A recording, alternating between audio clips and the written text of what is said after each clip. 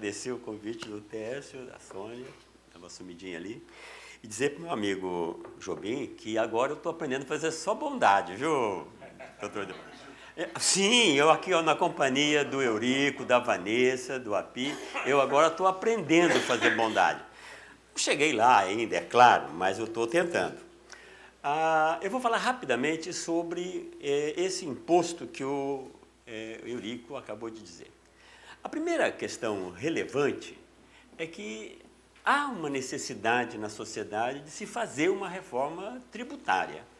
O sistema tributário nosso ficou tão confuso, tão caótico, que ninguém aguenta mais, nem os cobradores e nem os pagadores de impostos. Então, isso hoje é uma realidade. Eu só quero dar 2 números aqui para ter ideia do que é isso que nós estamos falando.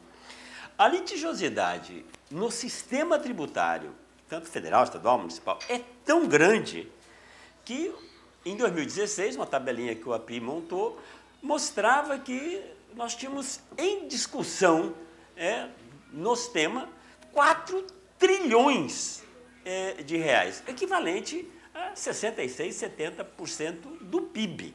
Então, imagine o que é isso, está em discussão. Imagine isso do lado do Estado, está lá registrado em dívida ativa. Imagine isso do lado das empresas, estão lá registrados nos seus balanços, nas suas provisões ou até nas suas notas explicativas. E aí os dirigentes, os CEOs, têm que ir lá para explicar para os acionistas por que aquele negócio está daquele jeito, por que ele tem uma dívida dessa que ninguém resolve e por que ele deixou ter esse alto de inflação. E nós temos uma cultura de alta inflação. Tem um artigo do Salucci que mostrou para um débito federal em litígio, ele pode, em determinadas circunstâncias, passar por 75 julgadores. Começa lá na DRJ, passa pelo CARF, o CARF tem turmas, depois tem o pleno, depois vai para o judiciário, tem a primeira instância, tem o STJ, tem as TRF, enfim, 75 pessoas podem ser chamadas a dar conta da legalidade e fazer justiça. Bom, então, não há dúvida que nós precisamos, efetivamente, de uma grande reforma tributária. E eu queria passar rapidamente aqui por alguns aspectos que são centrais. Os impostos, normalmente, são cobrados ou sobre o fluxo do consumo das pessoas, ou no fluxo da renda das pessoas, ou sobre a propriedade. A diferença entre renda e consumo gera propriedade, e isso também é tributado. IPTU, IPVA, ITR, Imposto sobre Territorial Rural e assim por diante. Nós nos concentramos no CECIF na discussão dos impostos sobre o consumo. Estamos trabalhando um pouco sobre a renda. O imposto sobre a renda é um imposto que se presta melhor para a discussão de redistribuição e solidariedade. O imposto sobre o consumo não se presta muito a isso. O imposto sobre o consumo, ele é um imposto que tem um objetivo fundamental. Bela trilha sonora, hein? Justo falando do imposto do consumo, então, esse imposto não se presta muito a fazer essa discussão da regressividade, progressividade. Isso está mais na questão do imposto de renda.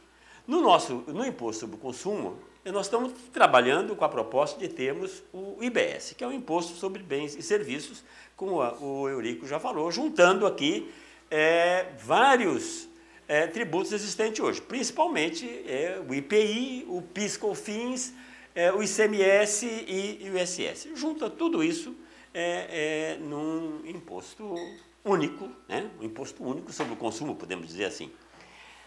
Por que a gente imagina que isso seja possível hoje? Isso já foi tentado várias vezes. Fernando Henrique tentou fazer isso, o Lula tentou fazer isso em 2003, depois tentou em 2007, a Dilma tentou a reforma fatiada, enfim. Por que a gente acha que é possível essa proposta avançar? É porque agora nós temos 2 novidades. A primeira novidade é que nós estamos trabalhando com critérios de transição. E pela primeira vez, nós estamos propondo uma separação entre a transição que se faz, que tem impacto nas empresas e na sociedade, da transição que tem impacto na distribuição da arrecadação entre a União, Estados e municípios. Isso por quê? Porque IPI, PIS, COFINS são de competência federal. ICMS é de competência estadual, portanto, aquilo que é arrecadado ali pertence aos estados. E o ISS é dos municípios. Quando a gente junta tudo isso, sempre tem aquela discussão que estados vão perder, outros vão ganhar. E na hora que você tenta fazer essa conta, por incrível que pareça, todos demonstram que perdem. Eu nunca vi uma conta interessante como essa. Todos demonstram que efetivamente todos perdem. Não tem quem ganha nesse negócio. Quando isso é uma impossibilidade matemática, né? Alguém ganha, alguém perde se o sistema está fechado. Por que então a gente acredita nisso? Porque agora nós estamos propondo que se tenha uma transição separada. E também que se tenha essa arrecadação uniformizada, centralizada e a distribuição dos recursos antes que eles entrem efetivamente no Tesouro Nacional ou em qualquer tesouro. Porque toda vez que o recurso entra no Tesouro, é igual aqueles cofres de ônibus que chama boca de lobo, que chama, né? Você põe o dinheiro, aí depois você não consegue tirá-lo lá de dentro. Então, a ideia é que se faça essa transição, essa distribuição antes do recurso integrar a arrecadação do Tesouro Estadual, Federal, Municipal. Bom, quais são as características desse imposto que nós estamos propondo? A primeira característica fundamental é que seja um imposto que tenha uma alíquota uniforme, que eu não tenha uma alíquota para energia de tantos por cento, telefonia tantos por cento, gravata tantos por cento, arroz, feijão é isento num lugar, outro não, ou seja, uma única alíquota. Se a gente trabalha com a ideia de ter uma única alíquota, nós reduzimos enormemente o contencioso. Porque o contencioso, grande parte dele, se dá na fronteira entre um determinado bem, se aquilo ali é um bem, se é uma mercadoria ou se é serviço. E agora, com a economia 4.0, 5.0, o que acontece? Você não tem mais distinção entre o que você comprou ou que você comprou um software, veio, baixou na sua impressora 3D e tem o seu objeto ali. Enfim, é preciso que haja uma única alíquota, porque se tiver uma única alíquota, não há mais essa discussão, não há planejamento tributário, não é necessidade, porque todos pagarão a mesma alíquota. A segunda questão, a característica desse imposto, é que, da maneira como ele está sendo pensado, ele desonera efetivamente as exportações, no sentido de que a exportação não pode e não deve ser tributada, porque ninguém exporta imposto, né? O imposto faz parte ou é do consumo interno, ou é da renda, né, das pessoas, ou é da propriedade. Não faz sentido tentar cobrar o imposto sobre exportação, até porque você vai conseguir cobrar só se você tiver uma vantagem comparativa, competitiva naquele produto muito grande em relação aos outros países. Caso contrário, você é substituído no mercado internacional por outros países. A terceira característica importante é que a nossa proposta é que a gente elimine toda e qualquer extrafiscalidade dentro do tributo. E essa aqui é uma questão interessante, Raul, porque nós temos condição de fazer política pública ou pela arrecadação, pela forma de cobrar, de quem cobra, etc., e a forma de gastar, como é que a gente gasta, na saúde, educação, etc., etc. Agora, quando você discute a política pública do lado do orçamento, primeiro, as dotações, obviamente, são escassas, os recursos são sempre escassos e você tem que disputar essa sua parcela de recurso com outros setores. Então, essa disputa tem que ser feita, inclusive, anualmente. Então, já há muito tempo se descobriu que o melhor negócio era conseguir fazer política pública pelo lado da receita. Aí, então, você tem uma isenção, uma redução de base de cálculo, você tem um incentivo fiscal, e aí você bota na lei e pelo menos por 5 anos, você fica sossegado.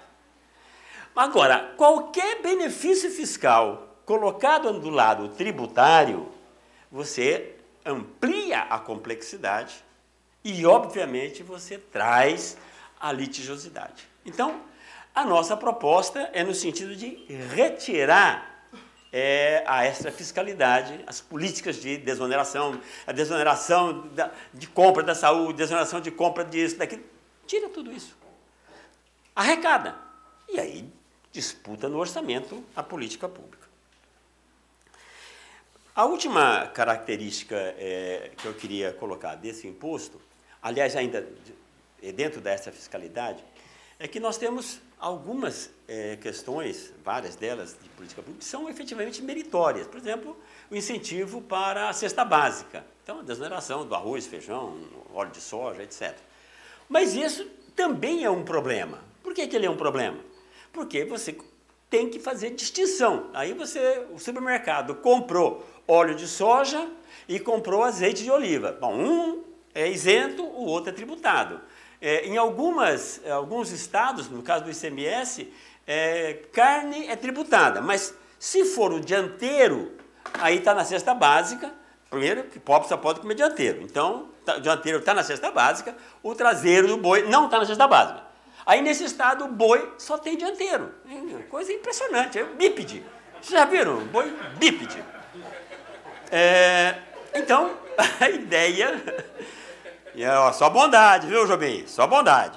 Então a ideia é que, mantendo a questão da solidariedade na tributação, tem mecanismos mais modernos, atuais, que permitem que se defina a isenção para determinada pessoa específica. Então, nós temos o cadastro do bem-estar social do Ministério, que então as pessoas têm CPF, têm cartão, e nós temos tecnologia. São Paulo tem lá o cartão do Estado de São Paulo, o Estado de São Paulo, tem o cartão carioca, tem o mineiro.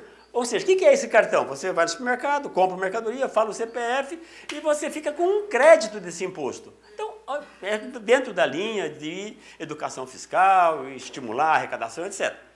É só pegar essa tecnologia e dizer, olha, a pessoa que estiver no cadastro de bem-estar social, se estiver naquele cadastro, até um salário mínimo, ele tem devolução de 70% do imposto que ele efetivamente pagou. Com 2 salários mínimos tem 50%, com 3 tem 20% e acaba. A vantagem desse modelo é que eu não preciso ficar fazendo distinção se ele comprou arroz, feijão, batata, ou se ele comprou um saco de cimento para bater a laje da moradia dele. Ou se ele comprou remédio, também não tem nenhum problema. Se ele comprou remédio, o dinheiro também, do imposto, também será devolvido. Então, nesse sentido, o nosso trabalho dentro do IBS é criar um imposto que tenha estas características e que elimine o litigioso e dá transparência para o cidadão saber exatamente qual é a alíquota que ele está pagando. E esse, então, é o imposto que está em discussão aí, que tem o termo de IBS. Obrigado. Tá vendo? Só bondade, doutor.